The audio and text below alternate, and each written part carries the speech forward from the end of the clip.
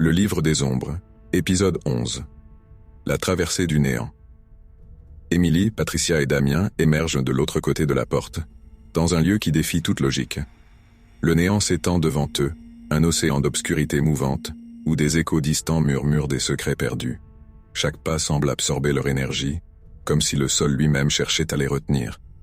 La sensation oppressante d'être observée ne les quitte pas. Patricia, toujours en tête, garde un œil vigilant sur le livre des ombres, qui émet une faible lueur dans cette obscurité totale. « Ne vous arrêtez surtout pas », murmure-t-elle. « Le néant se nourrit de nos peurs. » Ces mots résonnent, lourds de sens. Mais l'ombre qui plane au-dessus d'eux semble en désaccord car, soudain, une forme émerge du néant, une silhouette de ténèbres avec des yeux d'un rouge incandescent. Damien, sa voix grave, rappelle les incantations qu'il a mémorisées. Il se tient prêt, mais la créature ne les attaque pas. Elle se contente de les observer, ses yeux semblant sonder leurs âmes, comme pour jauger leur détermination. La pression monte. Chaque seconde passée dans le regard de cet être éveille en eux des souvenirs douloureux, des erreurs, des peurs qu'ils pensaient oublier.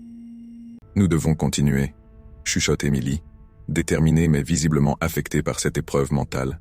Elle serre le livre, sentant la force d'une présence bienveillante, une lueur d'espoir au milieu du désespoir. À mesure qu'ils avancent, la silhouette sombre les suit, ses yeux flamboyants veillant sur chacun de leurs pas, prête à les juger au moindre faux pas. L'épisode se termine alors qu'une lumière au loin perce enfin les ténèbres, une sortie, ou une épreuve encore plus terrible qui les attend.